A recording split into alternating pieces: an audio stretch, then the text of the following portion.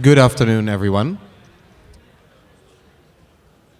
My name is Paul Wiertsma, and together with Florian and Ellie, I'm one of the directors of this year's Columbia University Energy Symposium. And today I have the honor to announce our final keynote speaker of today, Professor Jeffrey Sachs. A short introduction. And that's difficult for someone who has a 6-page bio, so I'll try to keep it a bit shorter than that. Professor Sachs is the director of the Earth Institute, professor of sustainable development, and professor of health policy and management here at Columbia University. He is a special advisor to United Nations Secretary General Ban Ki-moon on the Millennium Development Goals, and he had the same function under former UN Secretary General Kofi Annan. He is the director of the UN Sustainable Development Network and has authored 3 New York Times bestsellers in the past 7 years. And his latest book is To Move the World, JFK's Quest for Peace. Professor Sachs is widely considered to be one of the world's leading experts on sustainable economic development and fight against poverty. And for more than a quarter century, he advised dozens of heads of states of governments on economic strategy all around the world. Professor Sachs is recipient of many awards and has more than 20 honorary degrees. His syndicated newspaper column appears in more than 80 countries around the world, and he is a frequent contributor to major publications such as the Financial Times, the International Herald Tribune, Scientific American, and Time Magazine. Professor Sachs has twice been named among Times Magazine most 100 influential world leaders. He was called by the New York Times probably the most important economist in the world, and by Time Magazine the world's best known economist. A recent survey by The Economist magazine ranked Professor Sachs among the world's 3 most influential living economists of the past decade. As you can imagine, we are quite honored that Professor Sachs will close off this year's Columbia University Energy Symposium, and please join me in welcoming him as our last keynote speaker of today, Professor Jeffrey Sachs.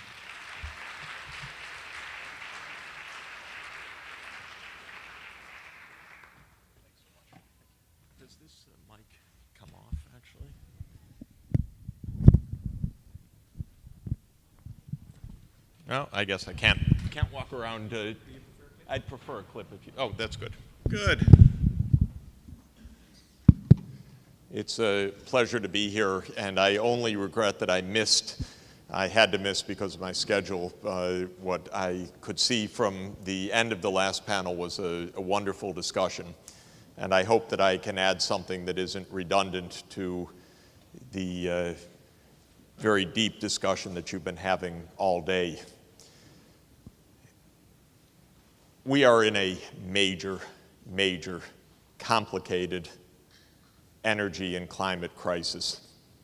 And I think the challenge of the energy and climate nexus is the most complicated public policy problem that the world at global scale has ever had to face.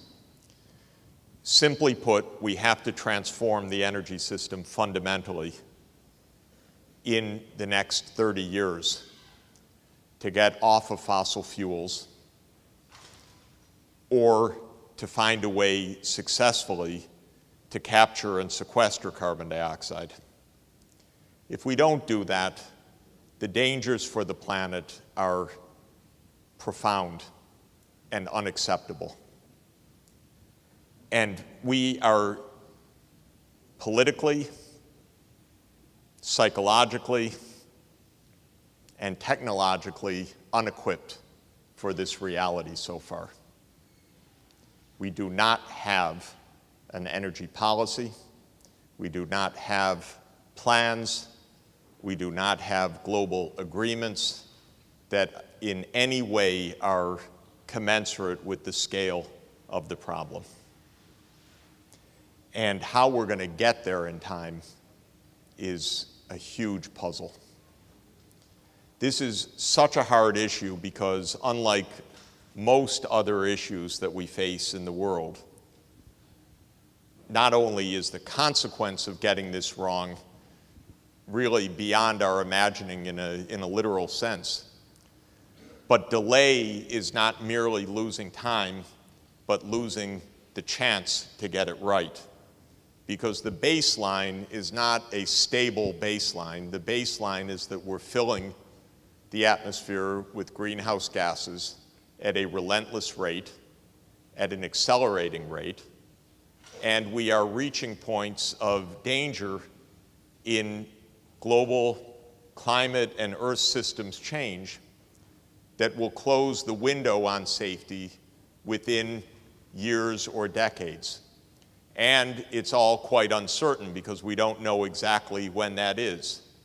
Our lead climate scientist, or one of our two great gurus, we have two of the world's greatest climate scientists at Columbia University, Wally Broecker and James Hansen. Professor Hansen, until recently, was the US government's lead climate scientist as the head of the Goddard Institute of Space Studies.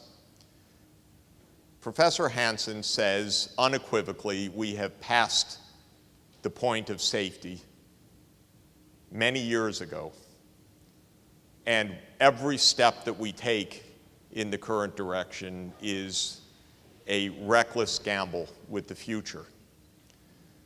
He bases that on largely three kinds of evidence. First is the tracking of climate change with growing greenhouse gases. Second is the modeling, in which he's one of the world's leaders, of course.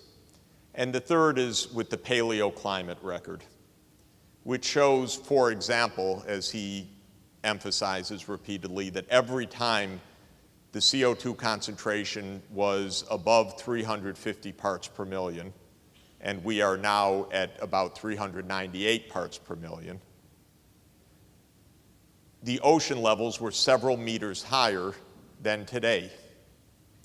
In other words, according to the paleoclimate record, we've already reached the point that when the feedbacks work themselves out, there is a very good chance that large parts of the ice sheets will be lost, and the resulting rise of the sea levels could prove devastating to a significant part of the world, not to mention this little island that we happen to be on right now. And that's for a level of about 350 ppm. We're at 394 to 400 parts per million, depending on the season.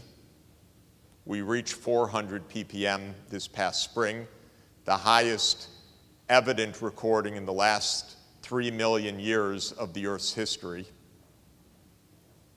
And we are on an accelerating upward course.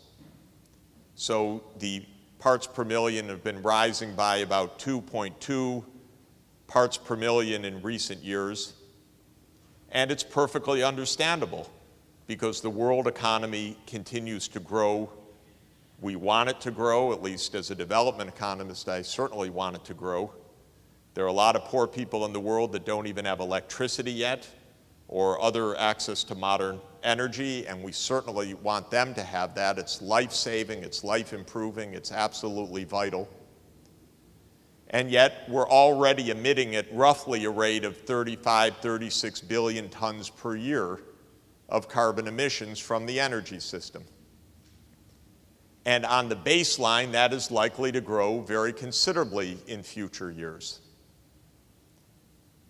If you look at the reference scenario that the International Energy Agency put out a couple of weeks ago, the baseline, which is taken to be normal, has the CO2 emissions growing by roughly 50% in the next 3 decades, and is consistent with a mean temperature increase relative to pre-industrial baseline of 3.6 degrees centigrade.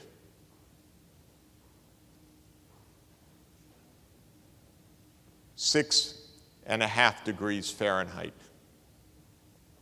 There isn't a climatologist, an ecologist, an Earth system scientist that I know that regards, an agronomist, that regards that as remotely acceptable from the point of view of safety. And mind you, there's a substantial part of the tail of that distribution, that's just the mean, of a 5 or 6 degrees C increase.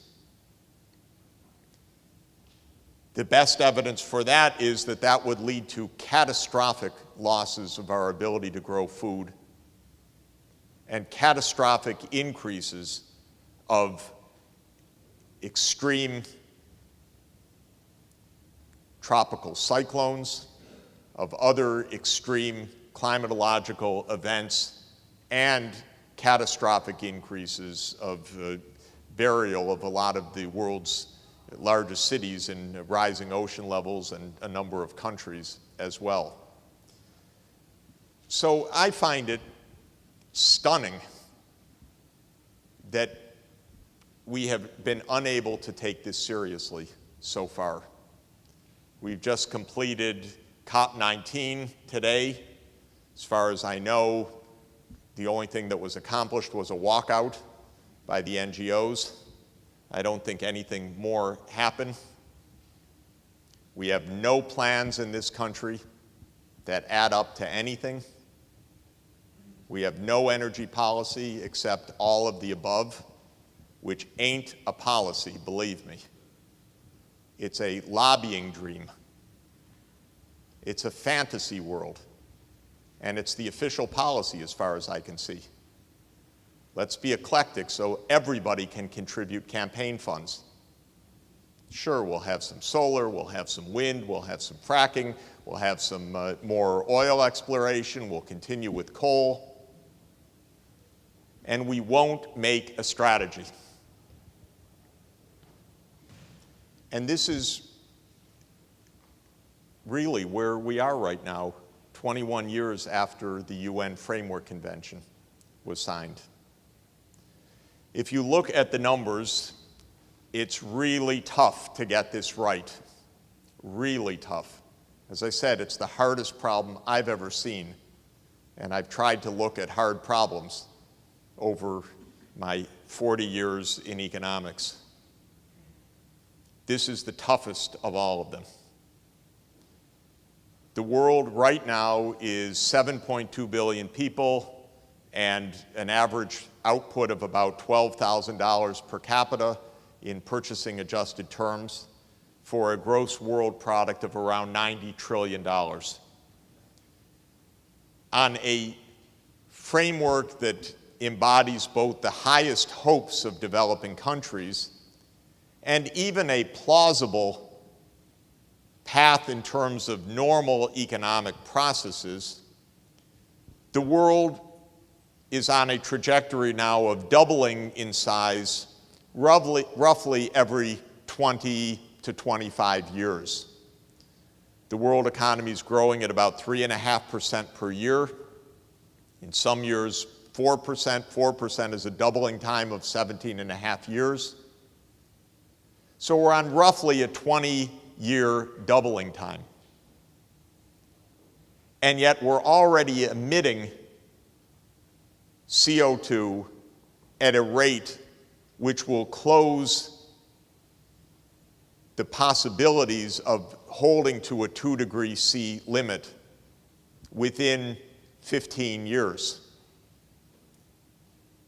We're already closing that gap by reaching 450 parts per million, maybe not 15, maybe 20 years, but the chance actually to avoid that, because it takes 2 decades or 3 decades to steer this ship of Earth at best, at minimum, those years are closing very, very fast.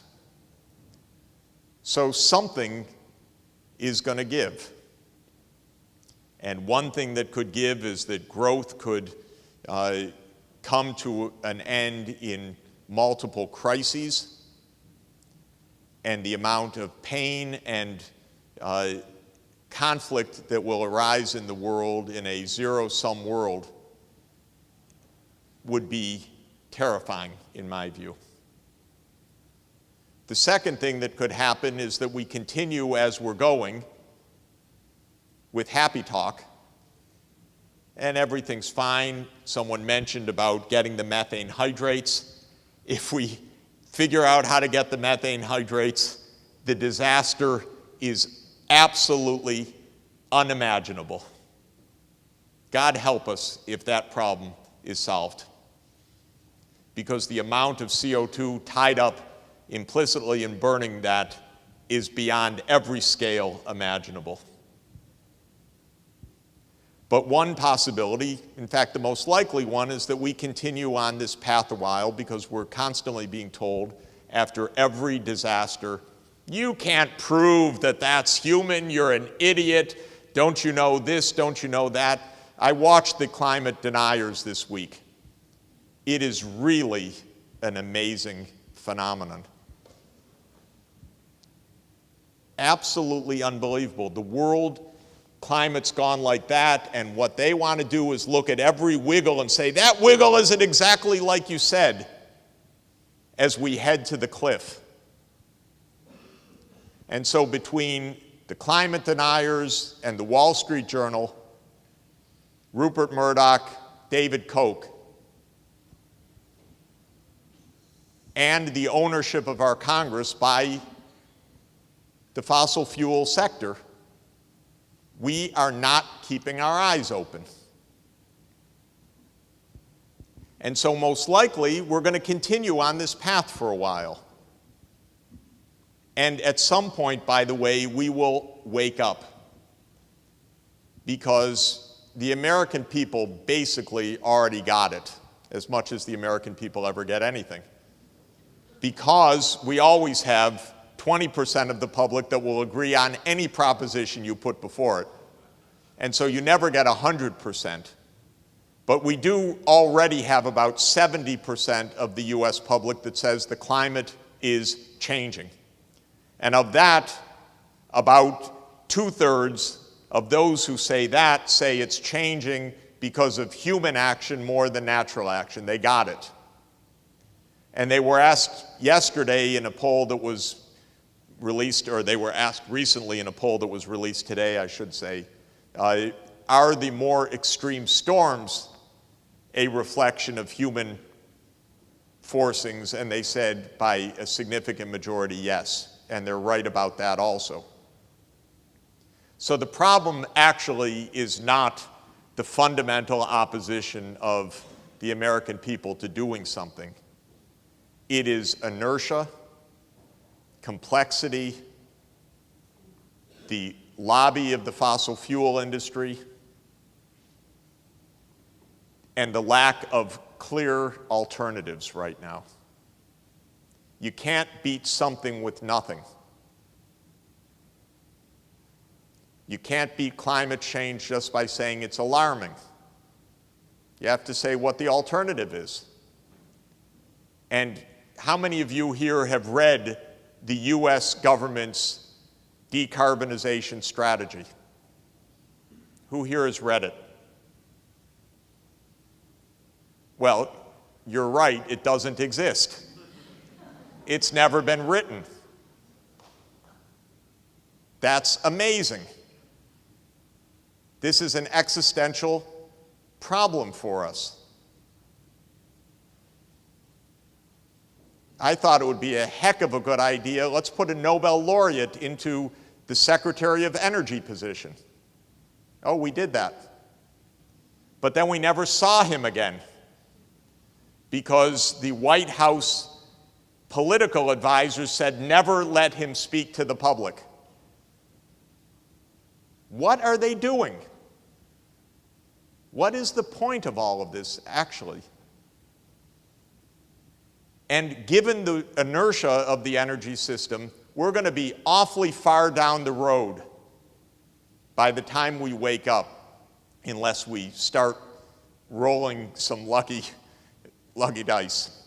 Because as hard as this issue is and as blocked as it is politically right now because of money in our politics, and similarly in Australia, in Canada, and in the other fossil fuel countries, the inertia of the pure technological system is enormous. Our power plants are built to last. They're built for 40 or 50 years. Our transport fleet is built on an infrastructure of 50 to 100 years, and the fleet itself is 20-year turnover. We don't have the infrastructure for alternatives right now. So this is where I really start, for me, the discussion of the energy challenge. And that is, we need to find a way to find the third of these alternatives, not to let the world economy fall into crisis, alternative A, not to continue business as usual and wreck the planet, alternative B, but actually to find a pathway to deep decarbonization by mid-century, which is the one that all of the evidence tells us is the only prudent course for humanity. When you do the arithmetic, you find out just how hard this is. The evidence is that if we're at 36 billion tons of CO2 emissions right now, we ought to be no higher than 15 billion tons by mid-century, maybe 10 billion tons. Jim Hansen would say, "Are you crazy? Why do you say that? It's much worse than that. We ought to be at zero. We ought to be finding ways on net to be reducing CO2 in the atmosphere." But try to get, with a pencil and your envelope when you go home, try to get the world economy to grow 2 or 3 times and emissions to fall by 60 or 70%. That is a hard problem. Natural gas doesn't even get you close. That's the game, to say, well, yeah, it's good, it's better than coal. But it's nothing like an answer. By the way, it may be part of an answer in a real answer, because it's a good balancer for solar or wind or other things, so I'm not saying it's not part of an answer, but I'm saying the level that we think is like children, actually. Although that's insulting to children. Because we're not even trying to take care of ourselves right now, or our children, by doing basic arithmetic. In 1 hour on a spreadsheet, you can understand better what this challenge is about than all the talk out of the US government in the last 5 years, believe me. And you'll find out just how hard this problem is. So we know quite a bit, and we've learned a lot, by the way, from California, which is the most advanced major economy in the world to be taking on this challenge. And it's something around 8th largest economy in the world. And it has a goal of 80% CO2 reduction by 2050. And it's created lots of institutions to study the problem, actually, so that something can be done about it. And what you learn from that study is absolutely insightful. And you learn something quite robust, actually. Deep decarbonization depends on deep systems transformation of transport, of buildings, of industry, and of power generation and distribution. Not superficial, but deep. Can't happen in 10 years, it can't even happen in 25 years. This is a 30 to 40-year project, but one that you have to work on relentlessly. You can't let it wait because of the lifespan of our infrastructure. So what California has shown in the best studies in the world, as far as I'm concerned, is that there are three fundamental pillars to deep decarbonization. One is that you have to decarbonize power production. Electricity has to be produced on a very low CO2 emission basis. Second, you have to electrify most of the economy. So you have to put transport, especially personal mobility, on electric vehicles or equivalent. You have to put residential and commercial buildings on electricity, not on furnaces and boilers. You can electrify parts of heavy industry as well, not all of it. So you need extensive electrification, clean electricity, and then massive efficiency gains in energy use. You need all three to get an 80% reduction. In terms of decarbonizing the power sector, it's quite clear what's needed. Most of our energy has to be produced by hydro, solar, wind, nuclear, or carbon capture and sequestration. There's no alternative. That's it. And basically, it's pretty clear that coal cannot fit into this equation in mid-century. Phasing out coal is probably one of the key steps for the world to save itself. Gas will have a place, and oil should have a small place. Of course, this is nothing like the scenarios that we have right now. We can't build any of this stuff at any meaningful scale right now. I don't see personally how to do this without nuclear power playing a significant role. And you see what happens when Japan, for understandable reasons, says that they're denuclearizing substantially after Fukushima. The first thing they did was blow off their CO2 targets because you can't make this work. Germany is importing our coal despite the Energiewende, because they don't want nuclear. But just the first thing I suggest for all of you is go home and do some back-of-the-envelope calculations. You'll see how hard this is to get right, and how you cannot face this issue in the easy talk, incremental way to say, God, I love natural gas because it's cleaner than coal and it's going to reduce emissions. This is not about reducing emissions 10% or 20% or 30%. That doesn't save us. It doesn't add up. This is about changing the energy system fundamentally and doing it within a few decades.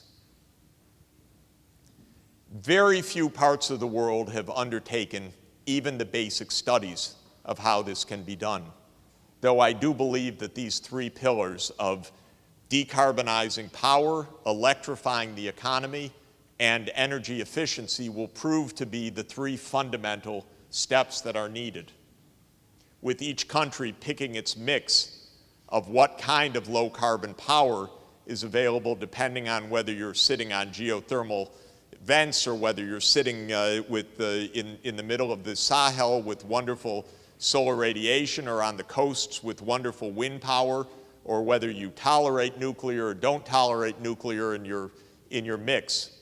Every country is going to have to make those choices. And the other thing that most countries are going to have to do is get on a grid with their neighbors, because most of this is possible only in an integrated fashion, especially with intermittent renewable energy, because that doesn't work if you're just locally depending on a highly variable energy source. But if you're part of a large grid, then you get the benefits of the central limit theorem, basically. You get the advantages of reducing variation by a larger grid. I know of only a handful of studies that have looked at this so far. California, excellent work. Berkeley, Lawrence Livermore Laboratory. The UK has a roadmap which is quite creditable, and it was one of the reasons that they decided to go forward with the new EDF nuclear plant, and I think that was a good decision. Denmark has a very good plan, but it's based on their very fortunate situation of massive wind power and Norway as a neighbor that can store this power. But most of the rest of the world has no plans at all, like the United States at a national level. So I've tried to understand for many years what it is these negotiators do when they go to places like Warsaw and have their meetings. How can Todd Stern negotiate for the United States? He has no clue what's in our national interest, I'm sorry to say, because he has no plan to back up the negotiations. He has no idea what the United States can or can't really do.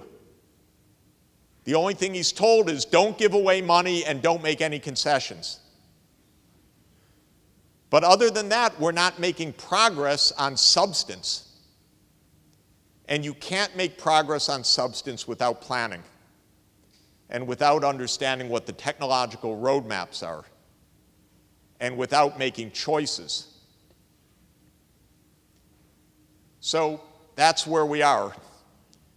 The UN network that I am helping to set up for Secretary General Ban Ki-moon, the Sustainable Development Solutions Network, is aiming to at least fill in some of these blanks.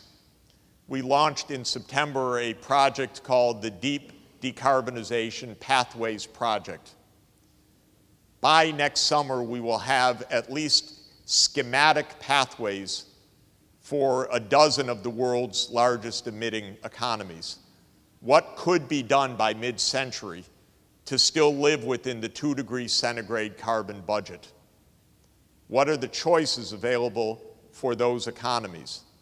What are the huge technological questions that remain to be answered, such as, what about nuclear power?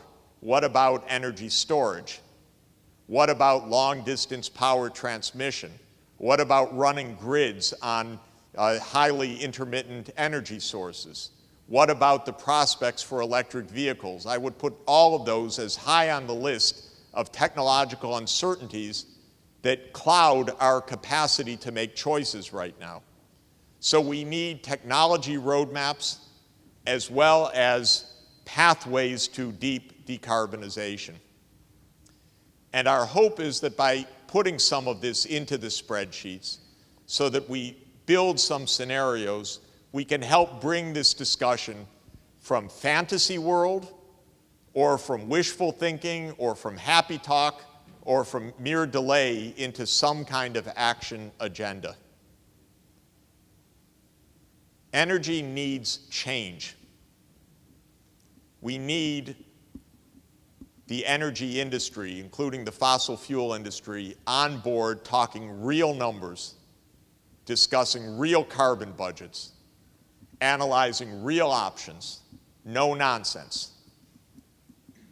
This is not a joke. It's really not a game. Thank you very much.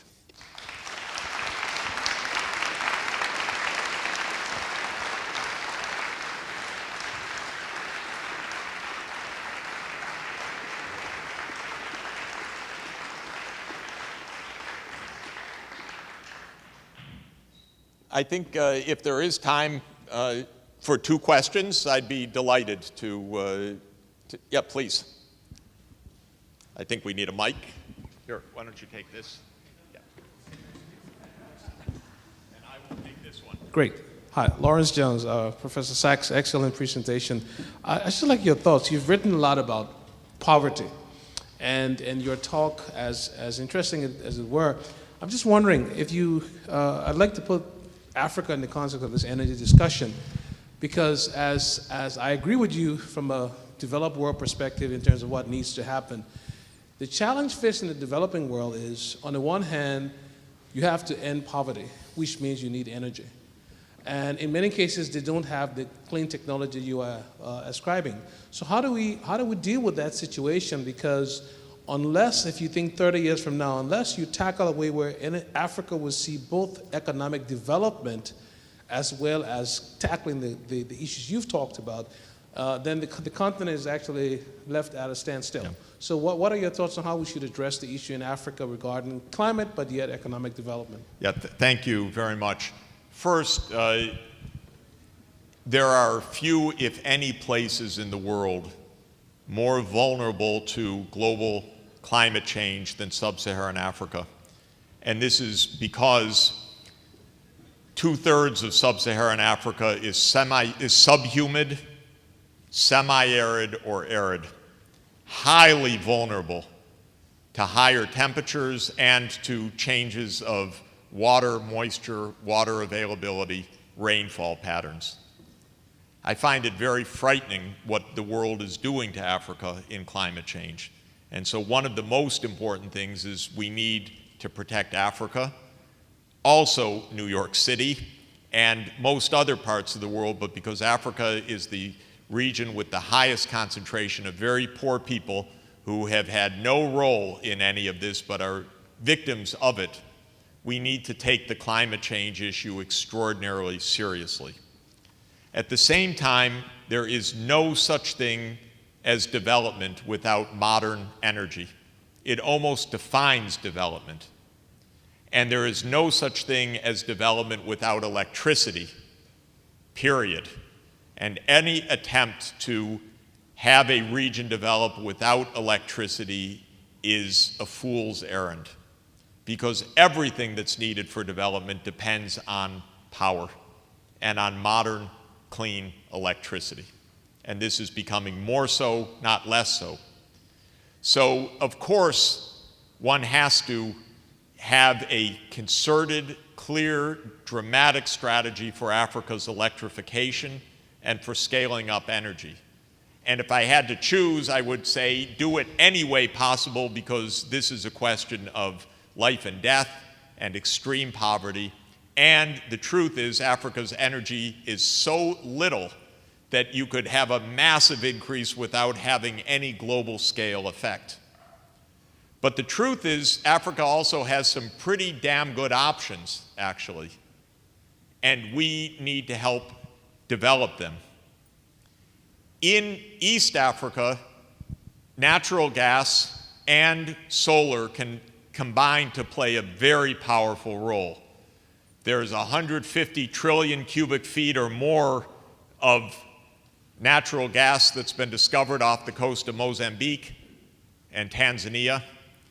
The current plan is liquefy it all, ship it to China, but actually it's so much, it's too much even for that. And yet the east coast of Africa doesn't have any power. And so we do absolutely want to create a market for about 200 million people in East and Central Africa using the natural gas of the Indian Ocean. That's number one. A lot of it can be balanced with solar power and with the Rift Valley geothermal and so forth. So it can be a pretty clean system, actually, and very important.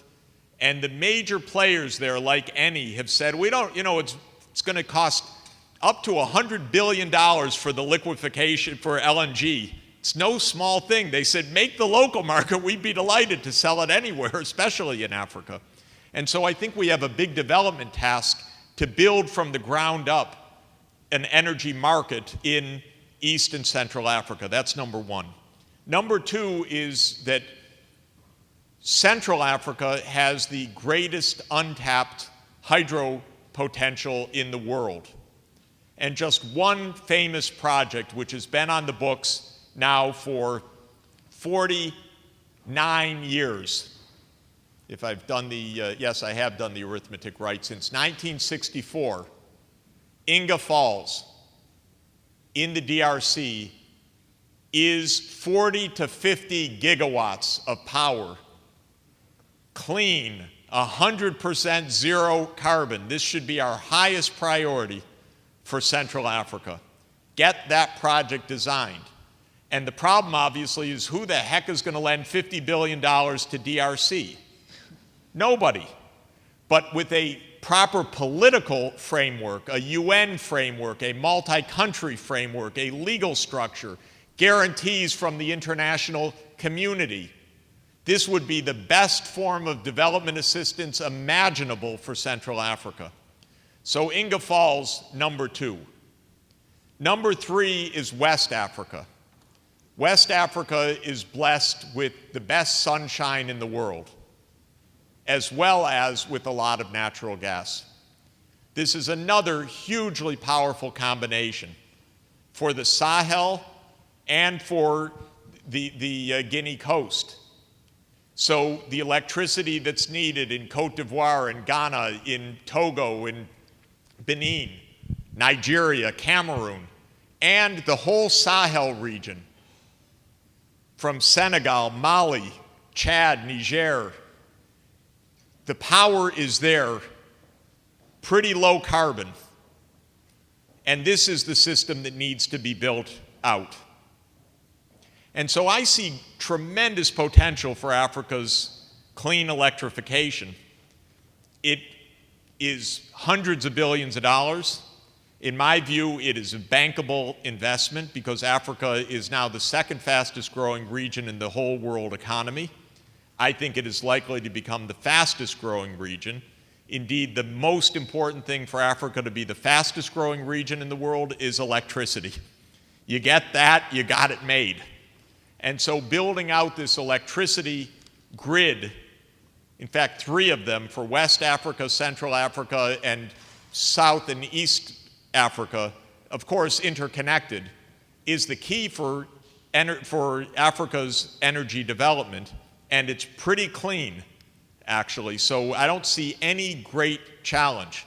The challenge is getting the projects really designed and getting them banked.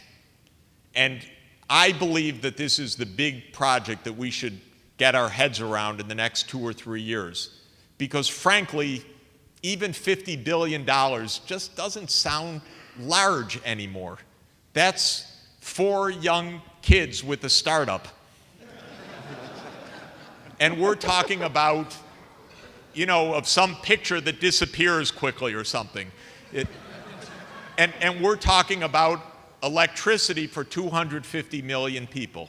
So if we seriously make these projects, and I'm sorry to say the World Bank should have done it for 25 years and has never done it, so it should be some private business people who make these projects, and then we go shop it around politically and financially. And I've talked to lots of finance ministers in high-income countries that say, we got a flood of savings. The world says we have a savings glut. That's nonsense, by the way. We have an investment dearth because we have great use for the saving. We don't have too much saving. We don't want to promote consumption per se. We want to promote quality investment. And the pension funds of the world could fund all of this, but we have to make the links. The banks won't do it anymore. Basel III tells them, stay away. The most we can lend is for 6 months. You can't build 50 gigawatts on 6-month loans. And so we need to have a new structure, but the power is there. The power sources are identifiable. I think it's extremely exciting, and I think this is Africa's period for fastest economic development in its history. Thank you, Dr. Sachs. I was wondering if we are going to have a future that every single aspect of our energy need is supplied by electricity on a global scale, including heat, power, and transportation. How will our energy demand respond to that electrification? Are we still expecting an exponential growth of our energy demand as we are currently projecting? This is a very good question that needs a lot of careful modeling also, and it's part of the work that's being done, say, in California. If you move from furnaces and boilers to heat pumps, what happens to the energy balance? Is it net balanced? Do you have some savings? Do you have some increase? When you move to electric vehicles, if they're battery vehicles, if they're hydrogen fuel cells, whichever they are, but somehow an electric vehicle, zero-emitting electric vehicle, is that a net energy balance? Is it energy saving? And so forth. there's a lot of debate, of course, among the engineers right now because we're in early stage. My sense is that electrification plus information technology can allow us vast savings by really smart grids, smart systems, smart appliances, and so forth. I really am loving the next stage of the IT revolution when it's just machines talking to each other, because I'm looking forward to the day when our robots do everything and we go off to the beach, which is how the economy really should be run. You know, we don't need to just work and work if we could avoid it, and we're getting to really smart machines. And part of the smart machines is that they can balance energy needs, timing, time of day use, many kinds of systems efficiency with very smart systems. So I'm pretty optimistic. Also, there is a strong sense, and I'm very excited about it, but don't know enough about it. But Eric Drexler's recent book, Radical Abundance, which I recommend to everybody. He is the engineer who really coined the phrase, he claims, of nanotechnology itself, says that because of new atomic scale manufacturing, we're going to have materials that are vastly more efficient in their design, use, and construction than old-fashioned cement and steel. And what can be done with graphene or with the carbon compounds constructed at atomic scale, probably quite profound according to him. And so I think the chances for major advances of energy efficiency are also at hand. But we have to invest in this stuff, and we're not investing in it right now. And we have to understand how important it is.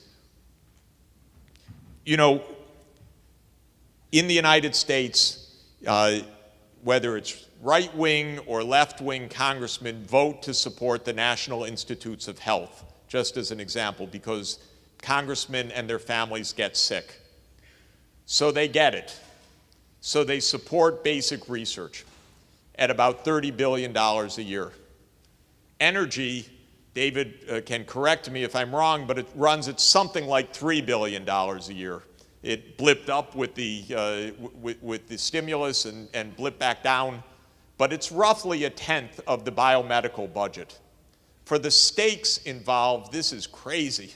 We ought to be having a $30 billion a year minimum US investment in the future of energy. And that's a tiny number. We're a $16 trillion economy. So that's 1/5 of 1% of GNP for our future. And yet we don't do it right now, but it's gonna happen in this country. The only question is when. The American people want it, and I'm not in any way happy about what I'm going to say, so I don't want to be misconstrued, but we're going to have a lot of climate catastrophes here. And sooner or later, maybe the next one or the next one or the next one, the entire politics of mood in this country is going to shift. Okay, thank you very much.